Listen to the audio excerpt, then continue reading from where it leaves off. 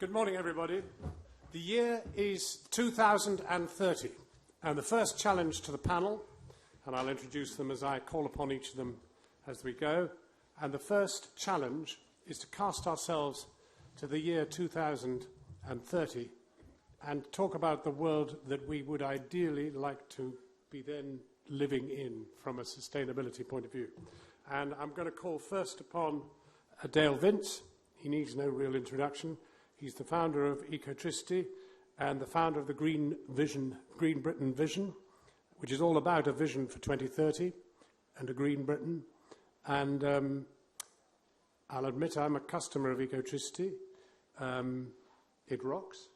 And I've passed 3 solar farms on the way here, but I don't know if any of them were yours, were they? I don't think so. M4, nice one. Yeah. Quite pretty. Yeah, no, yeah. Anyway, go for it. It is 2030. You're in an urban setting. What's the deal? Thanks, John. Well, we set out our 2030 vision for Green Britain just before the election, and we were hoping to get these subjects kind of, talked about ahead of the election.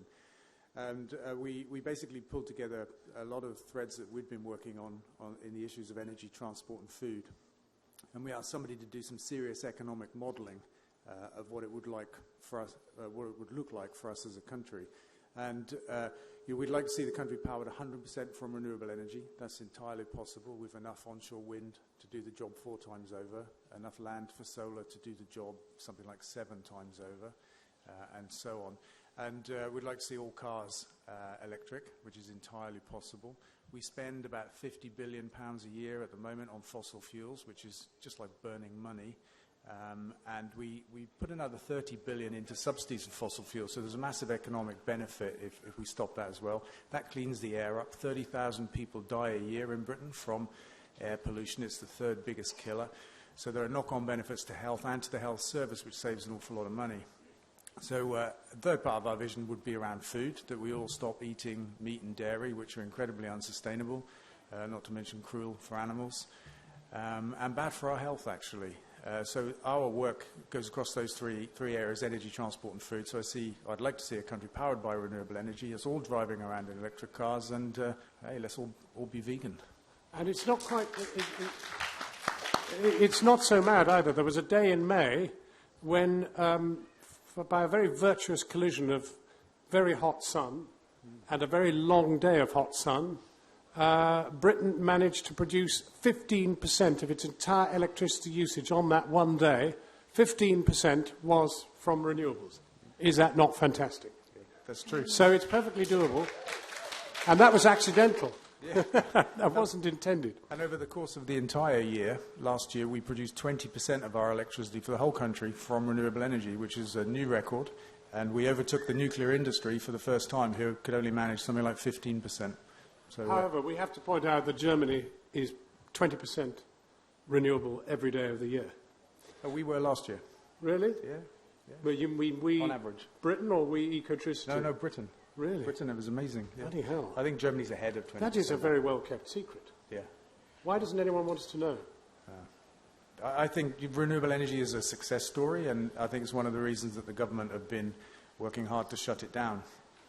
It is a competitor to the fossil fuel industries, the vested interests that I think influence the Conservative Party. But renewable energy is a great success story, creating jobs, saving pollution, and it's indigenous. We can make it here in Britain and be independent with it. I'm going to call on Safia Minney now. I call her, with no disrespect, Minnie Mouse, because she is remarkably small but has achieved vast achievements as the founder of Fair Trade. And she also produces this amazing fashion and lifestyle label, People Tree. And take us, therefore, up your People Tree to 2030 and the world you'd like to see. Thank you, John. It's difficult for somebody, even in ethical fashion, to come onto stage wearing wellies. We like to use our heels, and when you're 5'2", there's a reason to use your heels, especially when you're called Safia Minney. So the vision would be that we would, if we are going to buy something new, if we're going to buy new clothing, that it is ethical and it is organic and it is sustainably produced. At the moment, organic and ethical fashion is only 1% of the market share. It's absolutely tiny. But through the campaigning work around organic and fair trade after the Rana Plaza tragedy in April 2013, there's been a groundswell demanding more transparency from multinationals, a real understanding, not just green window dressing, nice ethical policies on websites, but genuine transparency right through to the workers' rights, how much they're paid, whether the factories are safe enough. And I think that will be the standard. We will not have fashion that is made with huge exploitation, with huge child labour, with absolute, complete disregard, actually, for the environmental laws of the countries where our clothing and fashion is produced. And what this does, actually, in a planet with limited resources, even though we're spending, 2.5 times the planet's resources today, with 7 billion people on this planet, we have to look at our resource base. We have to say, what have we got that really we have plentiful supply of? Because we know we're running out of clean water and clean air and land and fertility. What we have is we have people's hands.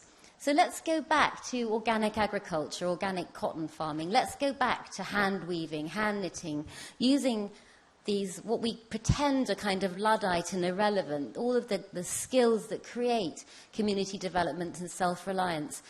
What this will do is it will give people livelihood so that they can put their children through school, they can eat properly, and it actually creates a political power base that is coming from the villages and coming from the rural areas, not just from the cities, and that's really important. So we've seen a boom in made in the UK, and I think this is, people really beginning to want to know the provenance of the clothing that they're buying. When we started People Tree 20 years ago, people said, well, you don't eat it. It's not an organic sandwich after all, is it? If it's an organic cotton dress, what does it matter? But I think now people are very, very conscious of the fact that they want to buy clothing that really reflects their values, John. Can I just challenge you on one sort of grim reality, that a lot of people are dependent, obviously, for buying very cheap clothes, for example, Primark. Are you saying that by 2030 it would be possible to challenge somebody like Primark, which is dependent on producing cheap clothes in terrible conditions abroad, libel, take that back, is it really possible to produce, might it be possible by then to produce green, renewable clothing and do it at that sort of price? No, I don't think it will be at that sort of price, John, because clearly the current price of fast fashion doesn't include the human rights cost of the workers, nor does it include the environmental cost of producing the garment. It may cost 15% more.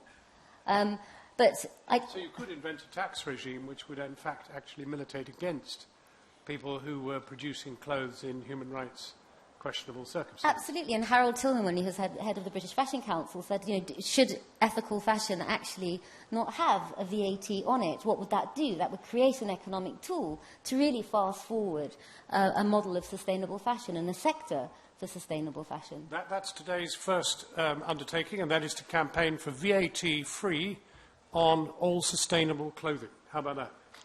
Great.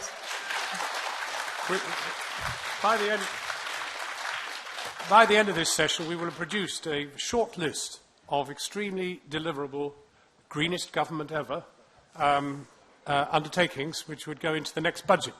No VAT on renewable clothing. What excellent idea. And that would be renewable dusters and various other elements of the household as well. This is the way to mainstream, sustainable and renewable companies and brands and initiatives. I think it's a great way of mainstreaming.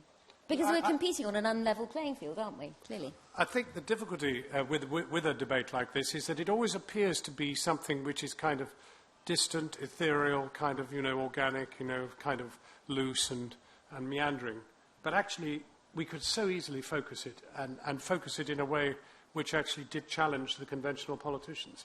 And I'm wondering, Mark Shayler, eco-innovator, author, you would like to make things better and better things, and you're a founding partner of the DoLectures as well as an environmental crusader.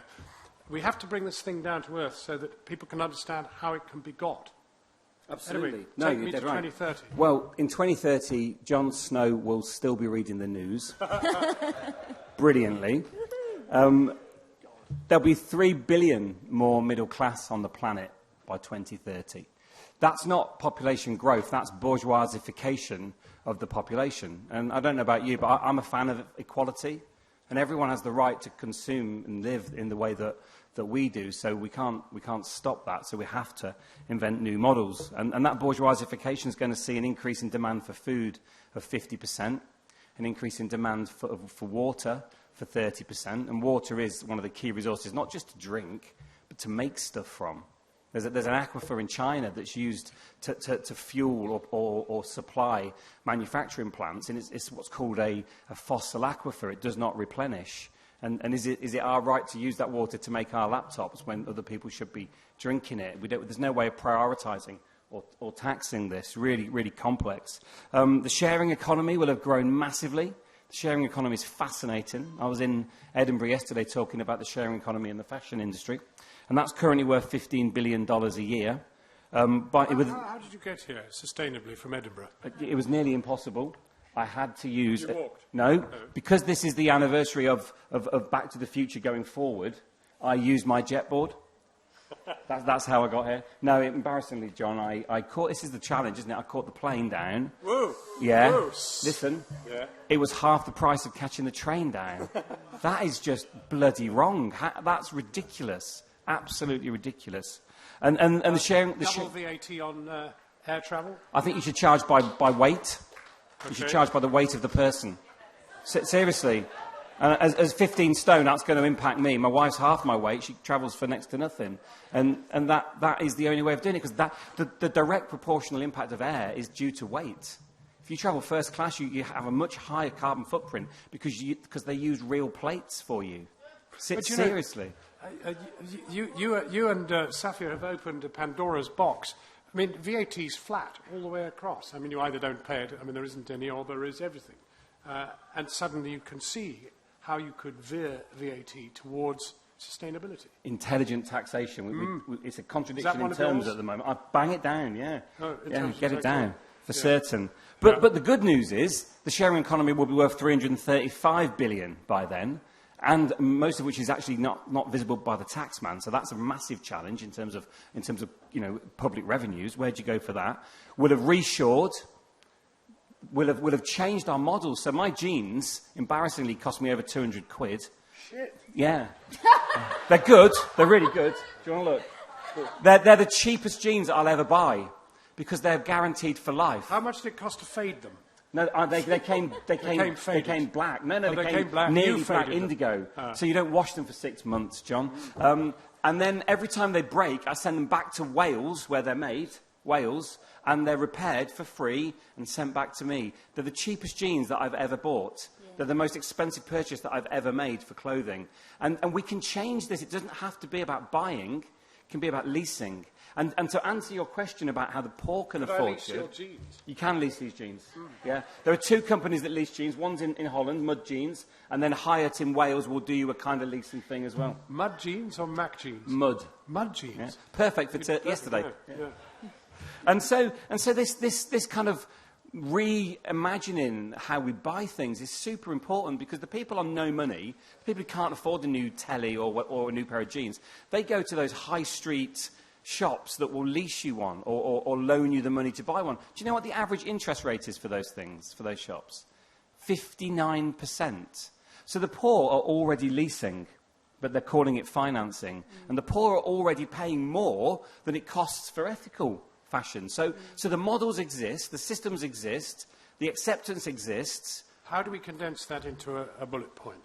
Oh, what is it? We need what do we call it? New business models. New business models. Yeah. A bit boring. It's tedious. No, I mean, it kind of needs to have a ring. You see, double VAT on air travel, that's got a ring to it. Abolish selling things. Even better, abolish buying things. But it's also, I think, fairer finance, or more awareness of how finance works. We have an ethical business next to us which educates young people about finance and what the APR is and whatnot. And I think that clearly needs to be mainstreamed in schools. So so people are actually able to protect themselves from what is exploitation, isn't it? Of course it does. An APR was supposed to do this, but it doesn't, because everything's sold in, if you buy it over 5 years, it's only going to be £15 a month. But you're paying double what anybody else would pay. So there is an education element to this as well. And we have to break a cycle of fashion as well. I want my jeans to last 10 years because they are classic shaped. Whereas most people want things that change regularly, and how we deal with fast fashion is we make it circular. So the rise of what we call the circular economy, where you pull resources back in and remanufacture them, that is probably going to be the saviour of places like Primark and H&M. Right. So you will lease the clothes, and the polyester will get remanufactured down to polymer level, and my shirt, John, will become your underpants, could easily become your scarf. And that is a thought. Well, tomorrow morning we're going to have 4 15-year-olds who have a vision of 2030 and how we could run the world.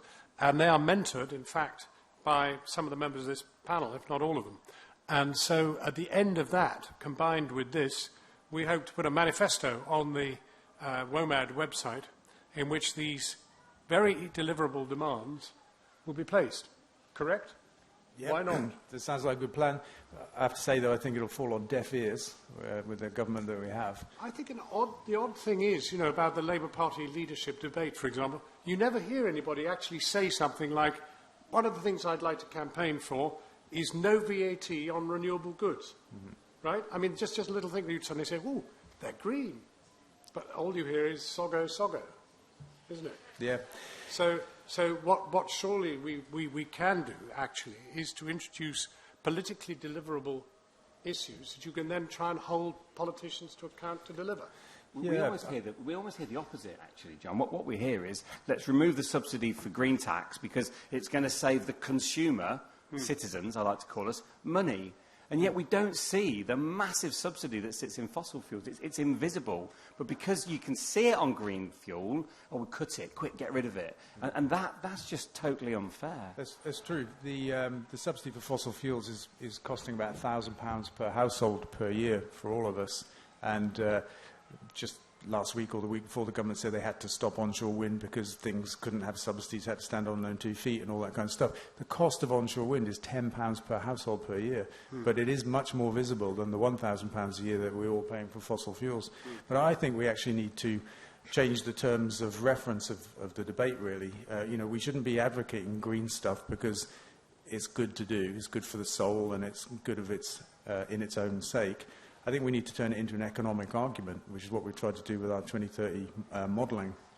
We need to show people that green stuff is good for them, it's good for jobs and good for the economy. It'll make us all better and happier, and we can, you know, live happy lives. Because, you know, everybody's got sympathy for polar bears and that kind of stuff, but, you know, when it comes down to it, they haven't got as much sympathy for the polar bears as they have for their own standard of living. And we have to change the terms of reference of the debate from green for the sake of being green to green for the sake of all of us, because it's a better way to live. Well, there's also a need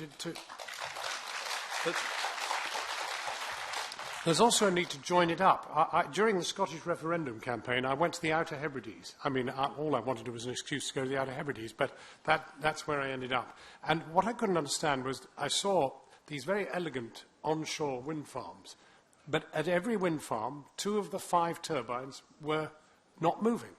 The other 3 were whirling away like hell. And I then asked why it was that 2 of them kept breaking down. Not a bit of it. They can't actually get the electricity off the islands because they've never built the superconductor that would enable them to take the electricity off the Outer Hebrides. So were it to produce everything it could actually produce a third more than it already does. Wow. But simply because they've never actually made the connector, that's it. And they could build many more wind farms, but there's a sort of conspiracy not to do it. Anyway, here I am asked to read out at this moment in this debate, before I open it up to you, these, I think, are in fact Dale's great methods of delivering change. And I'm just going to read them out because I was told to read them out like a newscaster. 1. More than 2 million people work in the green economy. 2. There are no coal-fired stations by 2025. 3. Subsidies for fossil fuels are phased out by 2025. I think that's a bit distant for that. That should be tomorrow. Yeah, I'll do it tomorrow. Every new car on the road, electric. The UK has a Minister for Carbon and an annual carbon budget. We changed the way we measure energy to capture the true cost of oil. There's a duty to meet, MEAT, interestingly, there's a duty to meet to account for, a duty to meat, butchery meat, meat. There's a duty on meat. There is a tax on meat to account for its true environmental impact. Bit more VAT. Yeah. There's a duty, our households have to save more than 1 billion a year with electricity smart meters. We ban the dumping of recyclable goods in landfill by 2025. Quantitative greening is deployed by the Bank of England directly into renewables. It's a rather exciting cast list. How much of that is deliverable?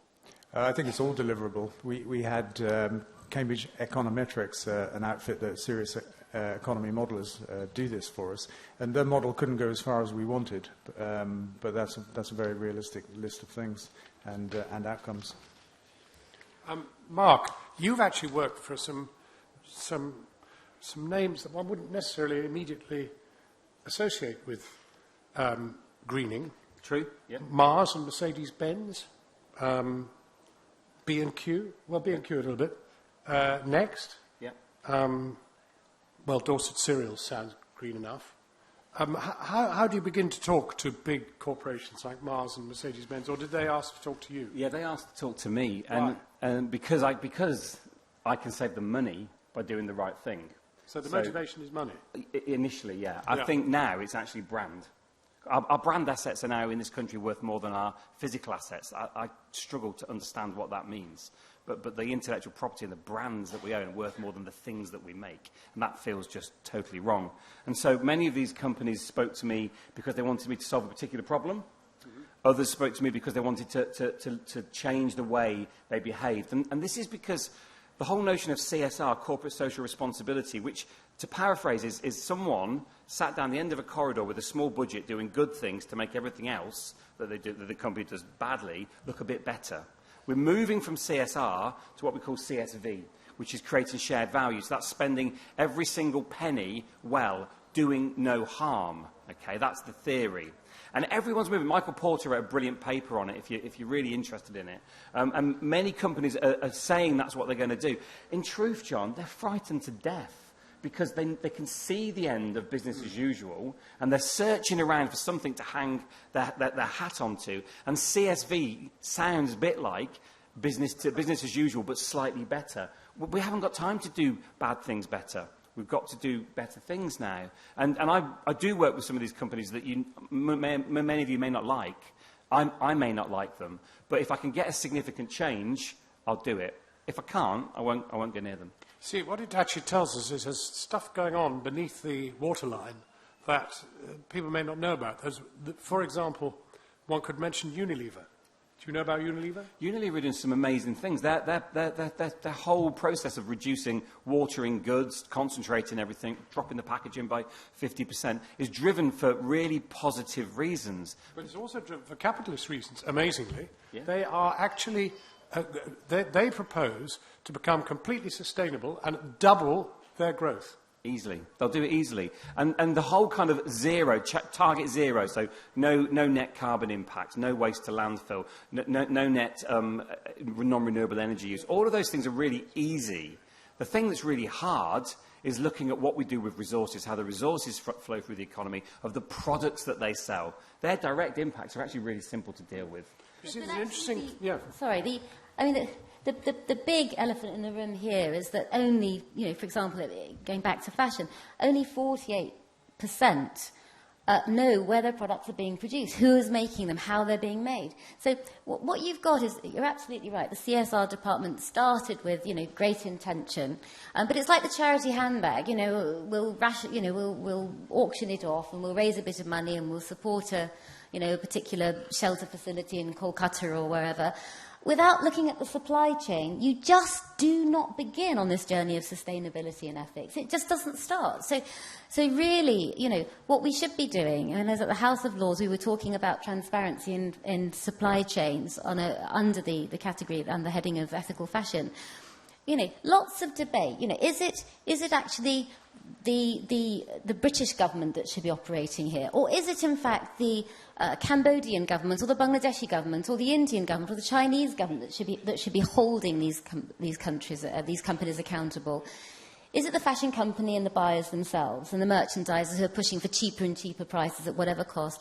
Or is it actually the consumer? Well, after months of debate, it looks like it's going to have to be the consumer. It's not going to come from anywhere else. Even though we have tried to hold company directors accountable for their activities overseas, it isn't happening fast enough. There are movements to make this part of EU legislation. Again, where is the drive going to come from? It's going to have to come from us as consumers. Well, of course. And, of course, the consumer cannot be powerful in this unless they can find out the information. Absolutely. And therefore there has to be an obligation on the manufacturer, the sales point, to inform the customer how that article was made and by whom. There was that brilliant bit of YouTube video, I think it was in the Times Square, where they had a kiosk set up saying T-shirts, $2. €2. €2, was it? Yes, so it right. wasn't in America then. then? It was part of Fashion Revolution. It was brilliant. Day. Yeah. And everyone went in and they went, oh yeah, I'll have a T-shirt for €2. And then it shows you a small film about how your thing was made. And then at the end, and it's dreadful, clearly, and at the end of it, it said, do you still want a T-shirt or do you want to donate your money? And most people donated the money. So it has to start with the consumer, absolutely. But there's so much that the manufacturers are doing that no one knows about. To join those 2 points up, some of the electronics industry, they're buying their own mines in Africa, not because they want to own mines, but because the people that own the mines now shoot each other, and they tend to use small boys to do that job.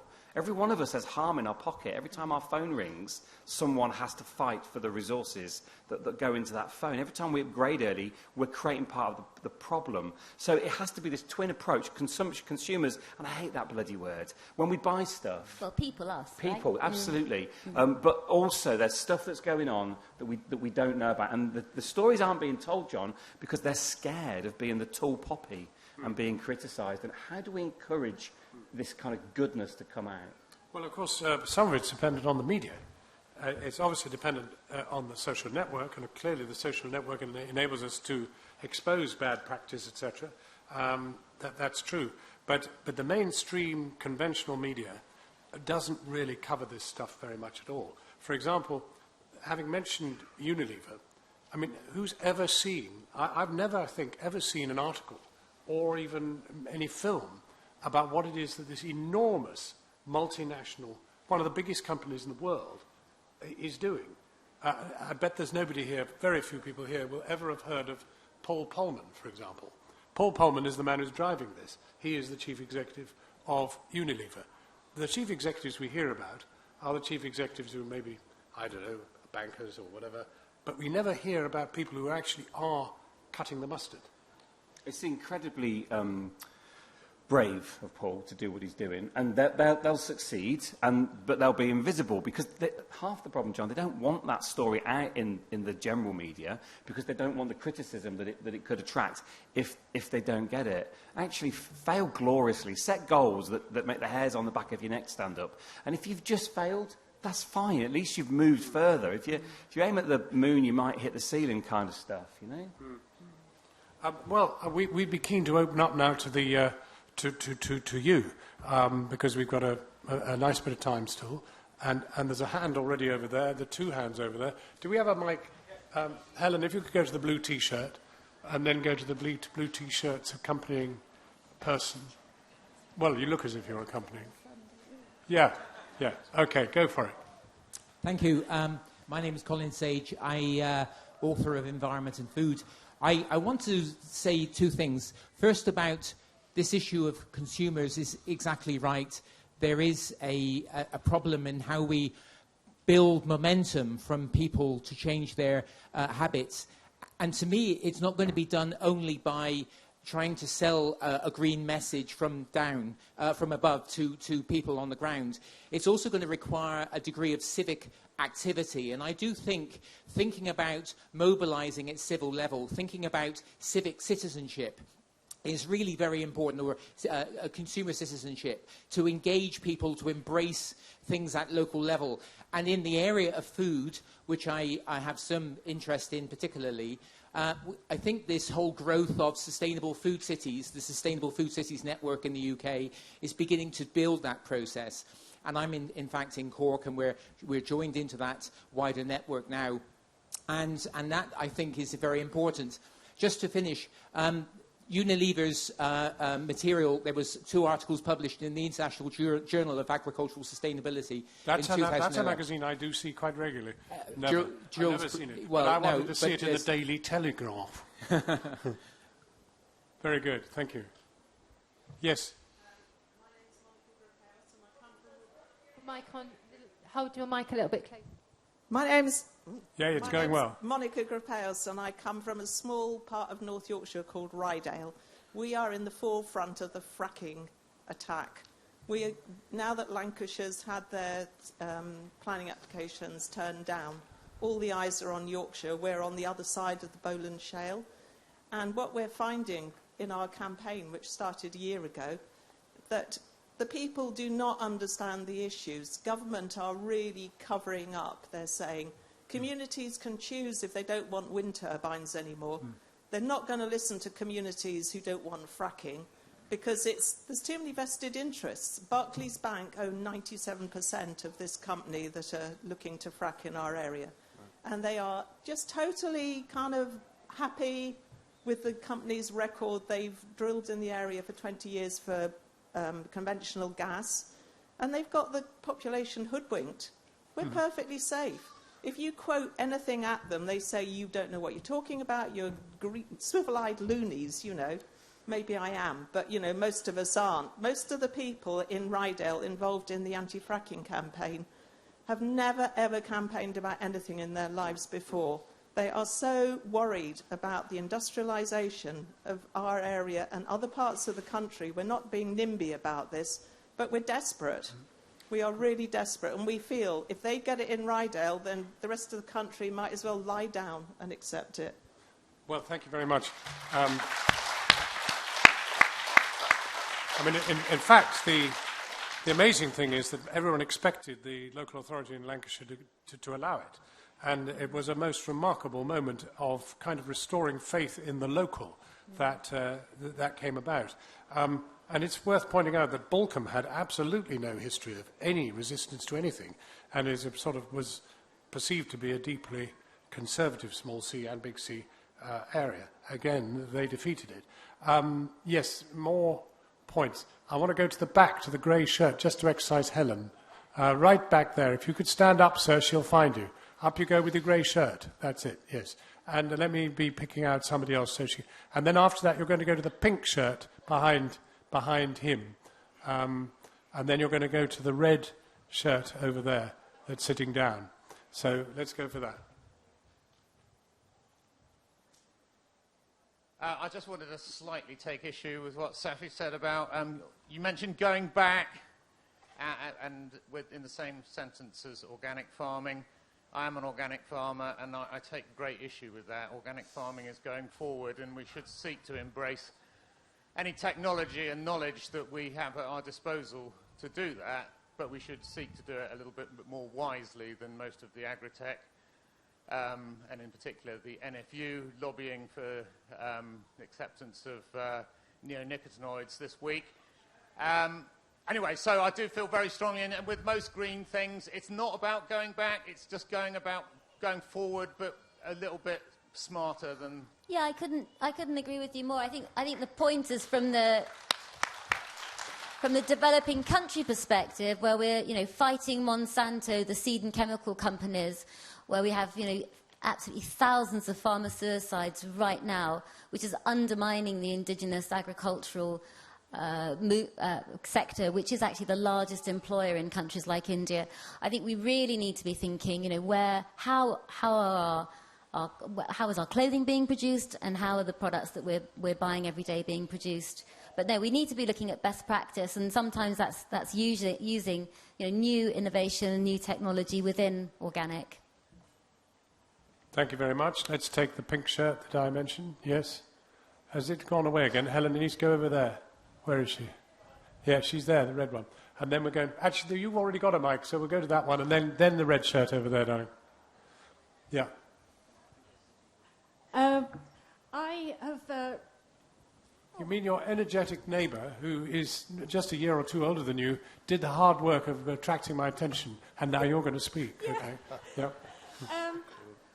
I recently read about a mode of transport that they're trialling in California that's to do with trains that are run by solar energy using pods that travel along a tube with what they call air blowing up. And they travel really, really quickly, and there's no possibility of crashing because they're all going in one direction, and they're faster than planes. And it's all powered by solar panels that are on the tube. And I wonder if anybody's read about that. And Have we got an expert here on Californian innovative travel? I think what they're doing I'm is... looking around. Yeah, they're building a 5-mile trial at the moment over there, but it's supposed to be, once it's built, it won't cost anything to power, and it's faster than planes because it goes along on a vacuum that in front of the capsules, and the air that blows up in the capsules to keep it floating, and it goes really quickly. Well, those of you who are looking at your small iPhones, Google Strange Conveyances California and see if you can get a bit more information. And if you come up with it, please volunteer it. Yeah, I wondered whether you knew all about that and whether it would... We do. Well, I've heard a little bit about it. Yeah. I think if it's the same thing, it's being pursued by my good friend Elon Musk as some kind of trial of some amazing new transport system. And I think it's all well and good. Sun, that's the only slight problem. Yeah, I mean, I think the energy source is not the big deal. And myself, I'm not a fan of trying to travel quicker all the time. I don't think we need to do that necessarily. And I think culturally, that's part of the problem actually, that we all try to dash around and get from A to B as fast as possible. It's called a hyperloop, I think. That just popped into my mind there. Brilliant. Thank you very much indeed. So we're going to take the lady in red there, and then the man in a white T-shirt with a sailing boat on it behind her. So you've got your heads up. You wanted to ask her? No, he's given up. No, he's gone. In fact, he was going to talk about the high-speed experience in California. Let me look for somebody on this side for the other. Yeah, you go out and find them, yeah, and then I'll come to you. Right, let's go. I think if we're going to talk about a greener Britain, then we also need to talk about a greener world. And if we talk about green and about the environment, we also need to talk about human rights and justice. And on that theme, I want to ask a question to Dale from Ecotricity. This time last year, we were sitting here as Israel was bombing Gaza. What we didn't know then was that 2,200 people in Gaza were going to be murdered by Israel, including 500 children. The Palestinians have asked people around the world to support them by not working with companies that are involved in Israel's war crimes. And one of those companies is G4S. G4S have an appalling record, not only in running Israel's prisons, but also in the running detention centres in this country. But also, they are one of the meter readers used by Ecotricity. Last year, Dale, you said that Ecotricity were planning to end your contract with G4S. But a few days ago, a friend of mine emailed you, and the response they got from your company was that you considered G4S to be a very effective meter reading company, and you had no plans to stop working with them. The only plan you had was to allow individual customers to choose a different meter reading. I think that's a really bad backward step, and I would like to ask you if you're prepared to reconsider that decision. Or maybe I've misread the information. Thank you. That's spiced it up a bit. Yeah, it has indeed. This question came up last year. And it's come up before that. But I said last year that we were moving away from G4S. We'd made that commitment, that it was a big undertaking because they are, by a long way, the biggest meter reader in the country. They actually took over the meter reader that we were using. We inherited them by default. We began to move away from them last year, and that email that you say you received or your friend received, I can't understand, because it's not true to say that we are not moving away from G4S. That plan is well in hand. We've moved our biggest regions away from them already. We're suffering a deterioration in service from them because of it. They are now not prioritising the meter reads for our customers and stuff like that. But we're fighting our way through it, and I think we're a few months away from the end. So I don't know where you get that information from. But like I said, last year we were going to do it, and we are in the process of doing it. Mark. I mean, Dale, there's, G4S are a dreadful reputation in many, many ways, and you're doing the right thing and moving away, maybe not quick enough for everyone. How can you help stimulate someone else to set up in competition? Do you see a role as a kind of incubator or a startup advisor or some way of seeding an alternative? Well, what about us reading our own meters? Well, yeah, that would be great. That would be great. The industry rules require an agent read. I think it's at least once every year, perhaps something like that. But the good news is smart meters are coming. I mean, they're not everybody's cup of tea, although I think that the negative things are said about them are exaggerated. But we won't need meter readers in the not very distant future. We're hoping to launch our own smart meter offering towards the end of the year. And these are meters that read themselves. And this whole meter reader thing is just a part of how kind of old-fashioned and out of touch the electricity industry is. And when it was privatized, the big six all read their own meters, but most of them stopped reading meters for independence, and we were kind of all forced into the hands of whoever would do it. It's just a horrible kind of old-fashioned technology situation that we're in. I mean, where else do you have a meter that has to be read by somebody, apart from gas, obviously? But, I mean, where else in the world? Phones, for example? I mean, they don't have meters, do they? It's very unmodern, the energy industry, but smart meters are coming, and that should fix all of that. And it would be the end of G4S reading meters, perhaps, for anybody, who knows. Okay, right. Thank you for your question. Hi. Just a couple of points and a couple more questions for Dale Vince. Firstly, I found the notion about discretionary VAT rates very interesting, but the problem is that you have to, because Britain is a member of the EU, then you'd have to agree VAT rates in conjunction with all the other EU members, and that could be quite problematic. For Dale, I'd just like to ask him, in his role as chairman of Forest Green Rovers, about his new stadium plans, because I'm not sure that siting a new stadium next to the motorway is a very green act. And finally, I just want to also ask him whether he's confident that A.D. Pennock he'll be able to deal with Keanu Marsh-Brown. This sounds inside the Beltway. I'm sure that last question is not going to interest a lot of people here in this audience, but I am confident that A.D. Pennock can handle Keanu Marsh-Brown, who, for most of you who won't know this, he's a recent signing of Forest Green. He's a young, talented player who's perhaps... What sort of thing do you have to pay for a good guy down in your area of football? Player? Yeah. A player. I think round about £1,000 a week would be typical wages for a good player in our league. Mm. So they're paid weekly, or they're often paid monthly, but it's always expressed weekly in football, which is a bit hard to get your head around. Forest Green is in which division? We are in what's now called the National League. It changed its name, but it's basically League 3, the one under League 2. See, we've learnt a little something here. Yeah, there you go. And I think our new stadium plans down by Junction 13 of the M5, I think they're actually a good thing, because where Forest Green is at the moment, and again, most of you won't know this, it's up a very steep hill, probably 20 minutes from the centre of Stroud and probably 40 minutes from the motorway. It's very hard to get to. On a match day, we clog the roads up and people park everywhere and upset our neighbours and stuff like that. Our gates doubled in the last few years. They'll double again in the next few years. And it's just an unsustainable place, actually, for a football ground. It's got parking for 150 cars, and we have 1,500 people come to an average game.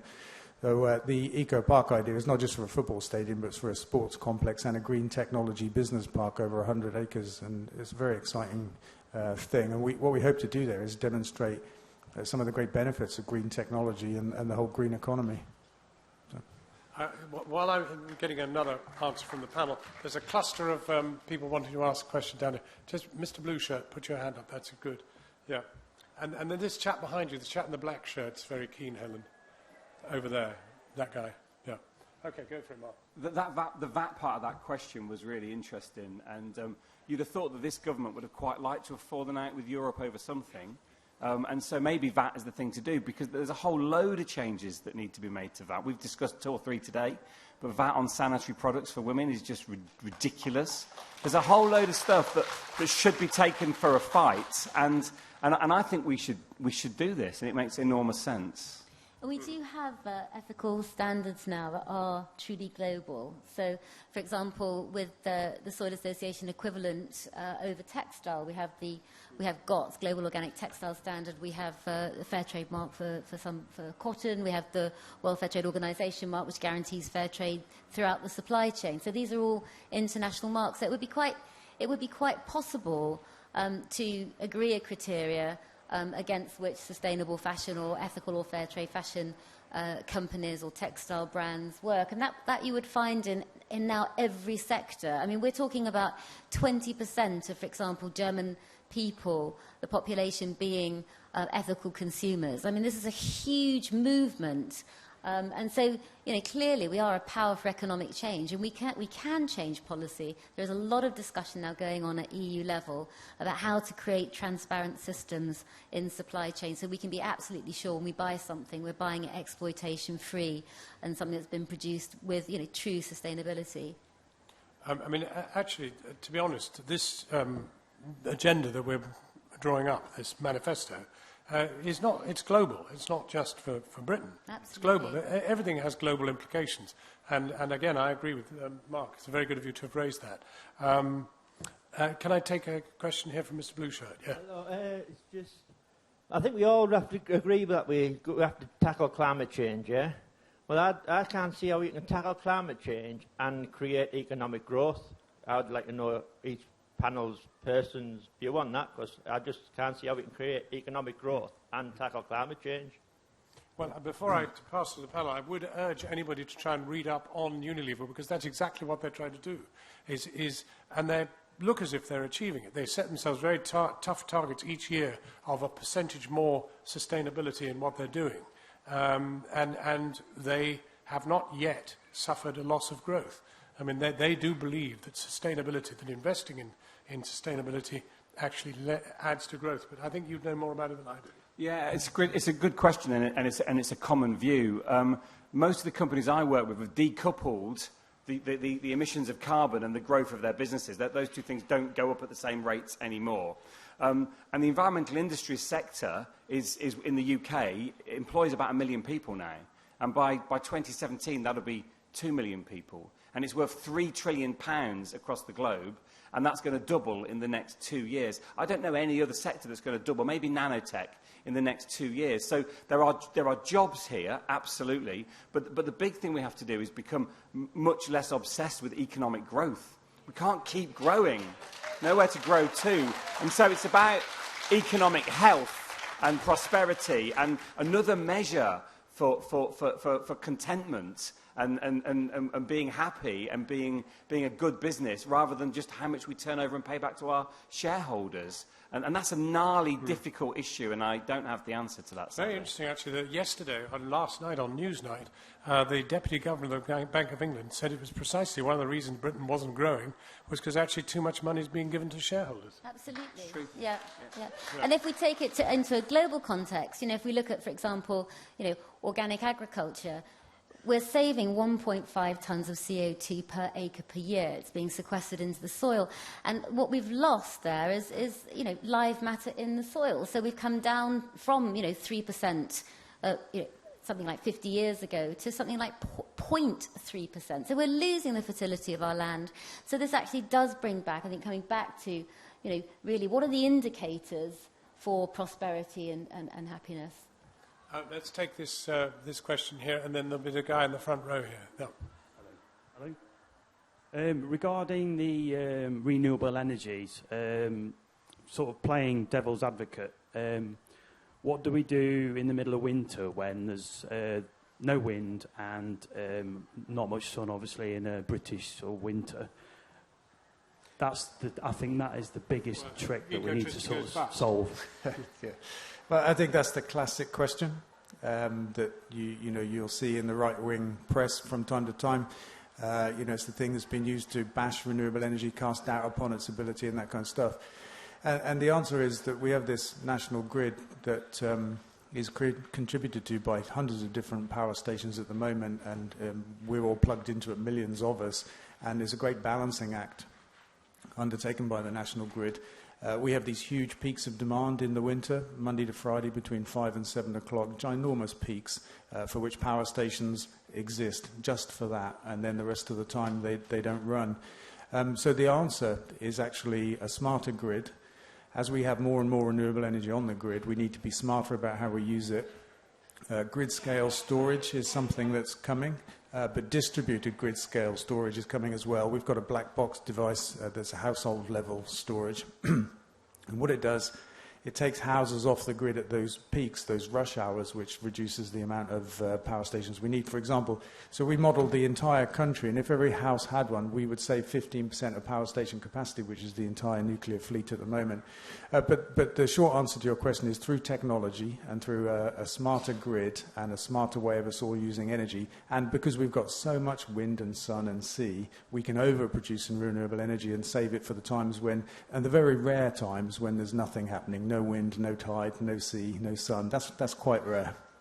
Wind is reasonably constant. I mean, somewhere it is extremely windy all the time, isn't it? Yeah, that's true. And the wind and the weather indeed moves on a broad front as well, or on broad fronts. We can see when it's coming. We can predict when the wind is going to hit a certain part of Britain, for example. So we can predict how much energy we're going to make, during the day.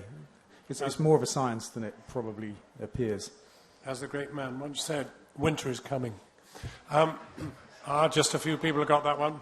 Yes, good. Thank you very much. Where are we now? Yes, yeah.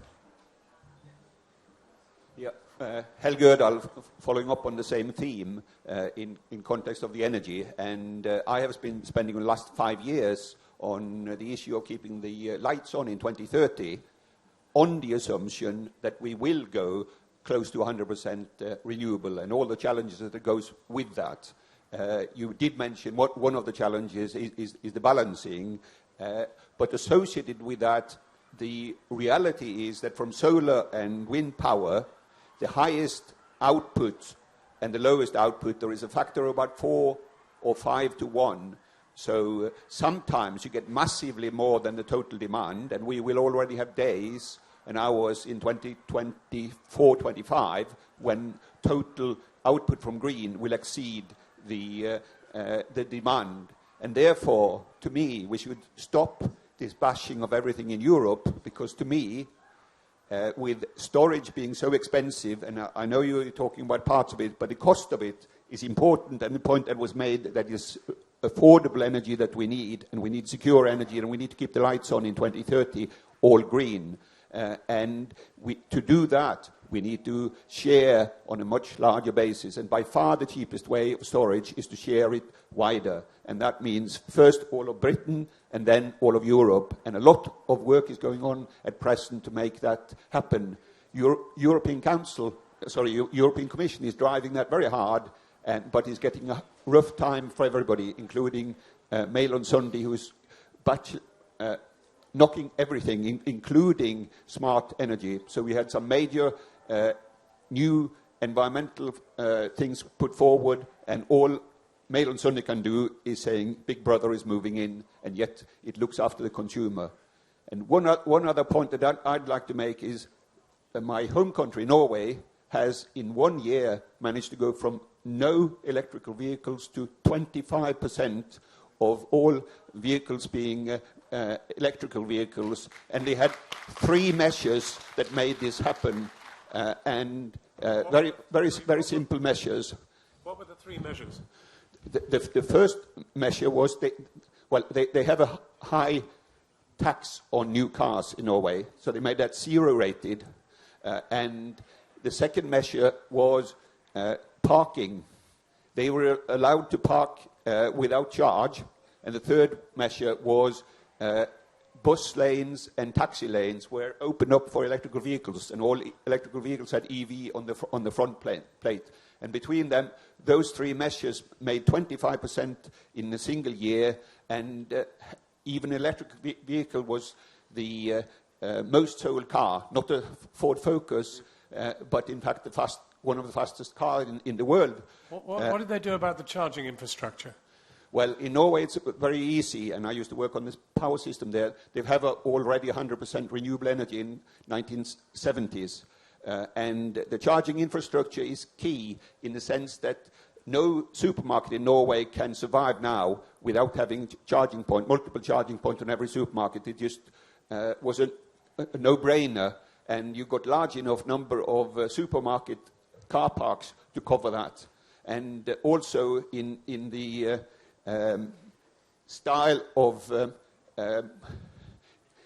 diesel heads equivalent that we have in our entertainment on BBC Two on about cars. They challenged the car to go the most severe route around Norway, which seemed impossible to drive in 24 hours, and it did it on electrical power that it got from the public scene, going all along the coast, picking up the ferries, and all along the coast and up to the northern Norway. And there's big distances in Norway, and they managed to do that in 24 hours, which effectively said nobody should worry anymore about running out of charge. There's always a possibility to do it.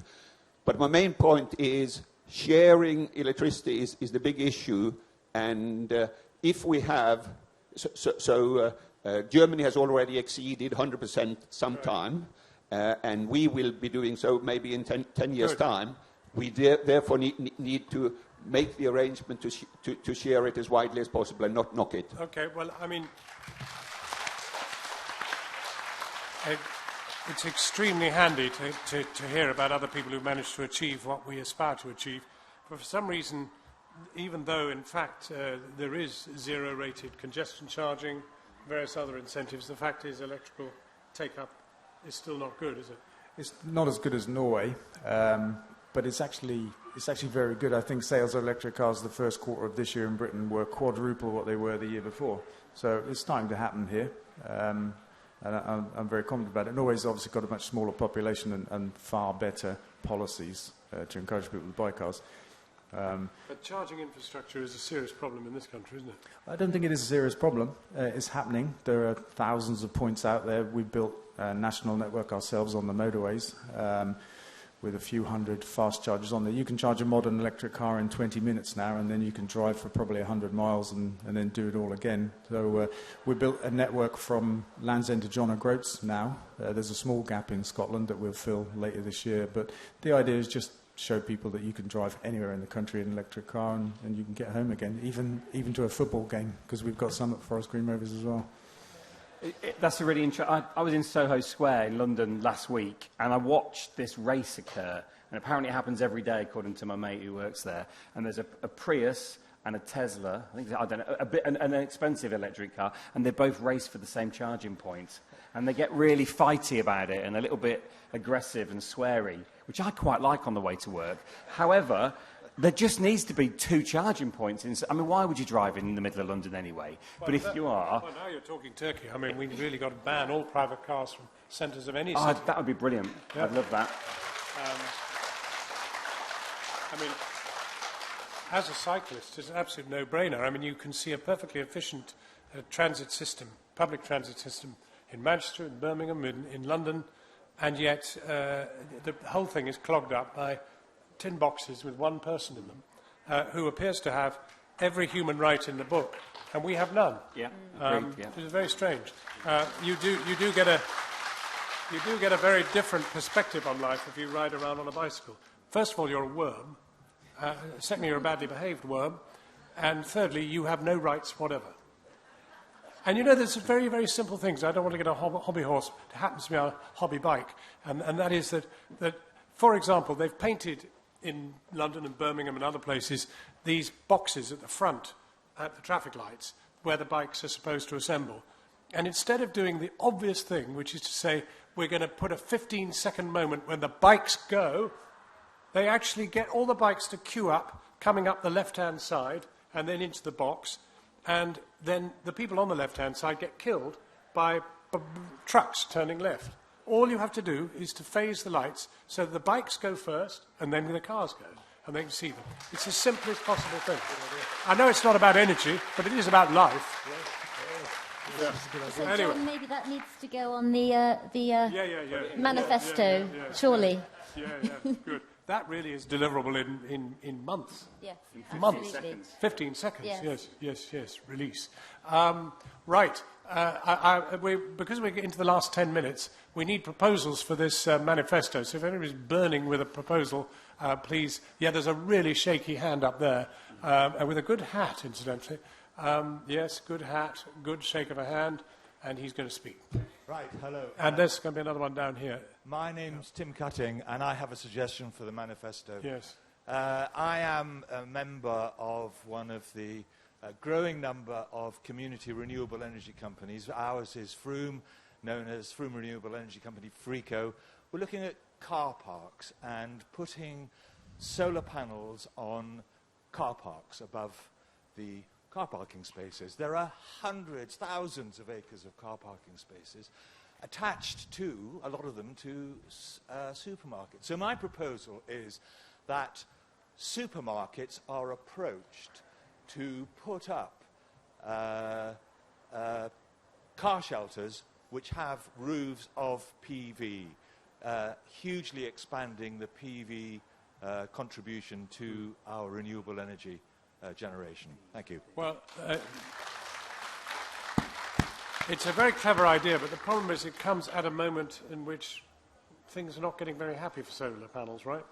Yeah, that's true. Along with all forms of renewable energy, every week there's a different announcement of a different cut, and I think this week the government said that they were going to do something to what they call medium-sized solar, which I think is the feed-in tariff, kind of up to 5 megawatt category. But I think all that would be left before long, my own prediction is for solar rooftops, I think on homes and on businesses, factories and stuff like that, I think this government are up for that, but that's the limit of it. So it could work for car parks. The problem there is that most car parks don't have canopies. They're open air. And the cost to build... He's saying put them up and put the canopies up. Yeah, what I was going to say was the cost of the canopy would be quite an additional burden to the economics of the solar panels themselves. So it'd be difficult to make it work. Certainly with the current feed-in tariff regime, you couldn't make that work. We've looked at it for the electric highway because we want to build canopies over our chargers and put solar panels on the roofs. And it's just something that costs. It doesn't pay its own way. There's a question, a point for the manifesto possibly, and there's the guy in the red shirt there. If you just... 10 years ago, a Minister of Housing put in minimum housing standards, and the builder said it can't be done. He said, well, just get on and do it. And now, just a few months ago, the new government has removed or reduced minimum building standards. Surely we've got a rotten housing stock in Britain, and we need to improve our housing and make them more energy efficient. But actually, is it not right that they've now abandoned the house insulation payments? That's right. The whole zero carbon home thing. Yeah. The Green Deal was rubbish anyway, so I don't think anybody's going to miss it. But what you're referring to is the zero carbon homes initiative, where all new homes had to meet very high standard by 2016, I think it was. And it's ironic that the building industry were against it at the beginning, but some of the loudest voices of criticism last week or the week before when the government announced this came from the building industry, who had geared up to do it and could do it, and are very disappointed that it's been pulled out from underneath them. I think new homes are really important, that we build them in a sustainable fashion, but they're the tip of the iceberg. 150,000 of them might get built every year, but there are 30 million homes in Britain. And we do need to tackle that as well, not just the new homes. But it's a great shame, just another green policy being killed by this government for no good reason. Can you get the mic to the guy? Well, on the way, go to the turquoise shirt and then to the red shirt. And then we're going to go to you with the lovely hair. The proposal I have is about the consumer right to buy durable products. How many people here have had the experience of buying something, maybe it was a tent, that you thought was good, it was cheap, and then you find that it actually doesn't last the way you thought it did? Yeah, but, I mean, it's really common. So I think we should have a consumer right to know what the product was designed to, how long it was designed to last for. The spares should be available so you can get the new battery for your iPhone. And the instructions should be available on the web, etc., etc., etc. It's a new sort of economy. It's a consumer right to have products that last and not be sold junk, which we often are.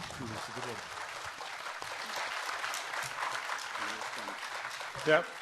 That's brilliant. I love stuff that lasts a long time. It's my favourite kind of environmentalism. And there's a really interesting book, an article by a guy called Paul Mason, which defines a new form, a broken form of capitalism and how we move beyond it.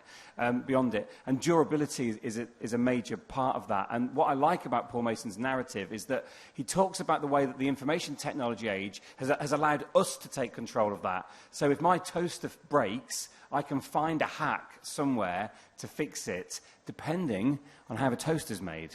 So when my daughter, who's 21 now, when she was born, I bought a 6-slice dual-lit toaster, no brand obsession, and my wife said to me, in words a bit similar to this, "How much was that, darling?"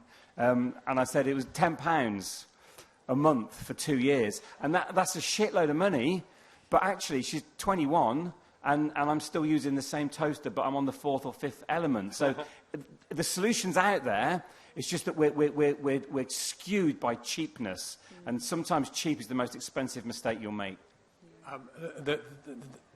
The red, yep, good. And then can you take it to that small person over there? Keep your hand up. That's it. Can you find her? Yeah, him, her. Yes, where are you? Yeah. I've got a question which I'll try and turn into a proposal, but somebody mentioned turning the lights or keeping the lights on. The question was, do we need to keep the lights on? I think somebody on the panel said something to the effect of that we're going to have several billion more people middle class by 2030. Do we need to accept that as a truism? What is the dream? Do we know? Are we aware of what the dream is, and should we have another dream? And the proposal, if I'm going to turn that into a proposal, is maybe we should just turn the lights off an hour a day. Actually, when the same thought came into my head at that time, and I wondered about asking Dale. In our building, for example, at work, there are movement sensors, and when you go into the loo, the light comes on. Couldn't you do that in houses? Couldn't lights be affected by movement and come on and instead of being left on? I think they can. It's the same in our offices, and I think it's a great thing because it saves all the hassle of nagging people to turn lights off, which is what I do in our house. But yeah, technology can do that. But then you just got to spend money on it, and you've got to retrofit your house a little bit, and it's just not everybody's cup of tea. But it is mine. And we're going to take the woman there, and then the small person here. So you next, ma'am.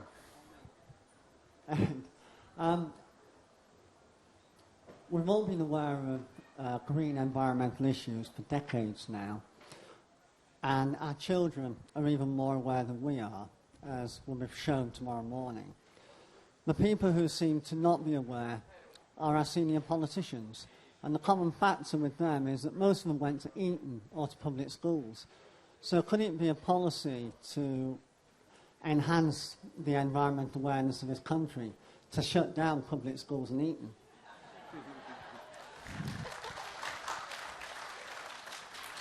I tell you, I interviewed a man of 100 the other day who stood in the election in 1945 for Labour, and he said one of their key policies was to stop taxpayer subsidies going to the private school system. And he said, here I am at 100, and the taxpayer is still subsidising the public school system. It's amazing. That's a good point. We calculated what that cost last year because, the government were making the same noises about subsidies being unaffordable for renewable energy and that kind of stuff. It's £5 per year per household. We're all paying that to subsidise private schools, just so you know. Now it's your turn. You've been very patient. Thank you. And I think we should enhance the power of the tide England being an island and all. Very good. You mean, can we use the power of the tides? Where are we with the power of the tides? Well, I hope you'll come along tomorrow morning, by the way. Will you come at the same time tomorrow morning and be part of the debate tomorrow? Yeah, great. yeah. There are several people developing devices to harness power of tides. I think there are quite a few working prototypes. It's more expensive than from the wind and from the sun. If there was a merit order, I'd say it's onshore wind, offshore wind, solar, followed by tidal, followed by wave. And as you go down that list, they just get more expensive. So tidal's there, but it's a bit early days for it. Great. Well, I'm very glad that I'm going to come back to the panel, but I'm very glad that we got a small person raising a question there, because it enables me to tell you about the debate again tomorrow, which will involve 4 15-year-olds and their mentors. And there will be a lot of young people here, I hope, but they won't be here because it's going to be raining, so we're going to be in the blue marquee. I don't myself think it will be raining, but I'm told it might be, or will be. But let's just get a closing thought from each of our panellists. Mark, on what you've heard today? I'm really optimistic, despite the kind of obvious resource constraints. I'm really optimistic that actually the power's shifting from corporations towards citizens again, and together with distributed manufacture, distributed energy generation, and we lead on tidal power. Actually, we've got some of the best scientists working on tidal power in the world, and we just need to reshore. We need to manage on less, make more of it at home, and make it last longer.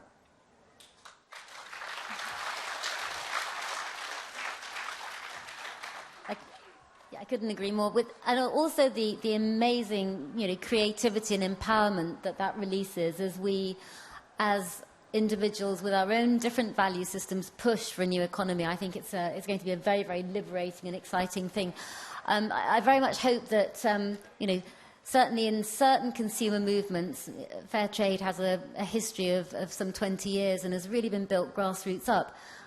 Sometimes it's been women that have been the early adopters and the real protagonists of the movement. And I'm really hoping that that men will also, follow very, very energetically. And John, on that point, I've brought an organic cotton shirt for you. I gave an organic cotton pants to the Dalai Lama, and I thought that you might like a blah blah blah organic fair trade shirt. Oh, that's amazing. I knew you're a cyclist, so.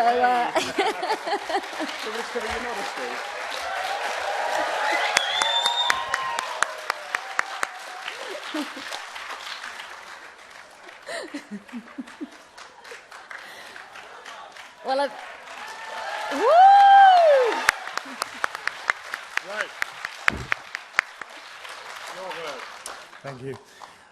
I think green technology is the next industrial revolution for us in this country and around the world. I think all the successful economies of the world in the coming decades will be driven by green technology. I do think it's important that we change the terms of the debate around green stuff, because it is about jobs, it's about sustainable living, it's about healthy air. These things are all interwoven. I thought somebody made a good point earlier today about growth. We shouldn't be obsessed with growth. I think that's absolutely right. But at the same time, we have to accommodate the new people that are being born and the people that need homes and jobs and that kind of stuff. So we need an amount of growth. We need the right kind of growth. But also, we can get an awful lot of growth by just being more efficient. So if we stop burning the £80 billion a year that we currently do on fossil fuels, for example, if we invest that money in forms of renewable energy, we'll get great efficiencies in our economy that will make us all better off. And that's it. Okay, well, so far on our list, we've got no VAT on sustainable clothing, double VAT on air travel, no VAT on rail, reduce all subsidies on coal and oil and carbon-emitting energy by 2025, zero rated for electrical vehicles, 15-second, what was that? Oh, yeah, the 15-second release for cyclists at traffic lights. Well, we'll do some more tomorrow with the kids. But thank you very much indeed. It was a hugely... One more? Local authorities? All local authority and governments buildings to use green energy. If they sign over to a green energy company. Well, that'd be very good for Ecotricity because it wouldn't be very there are easy to other get green it. energy companies. Have you been paid by them? No, there are other ones. Okay. There's good energy as well. So. Right. Take a lead, government and local authorities. Thank you very much. Well, what we've experienced here today, in the end, is a marvellous example of what happens when you're trying to gather solar power. We started off really tremendously, and then we've got a little bit of wind kicked in, but fundamentally we haven't got any now. But there it is. Thank you very much indeed. I'll see you tomorrow morning with the kids. Thank you.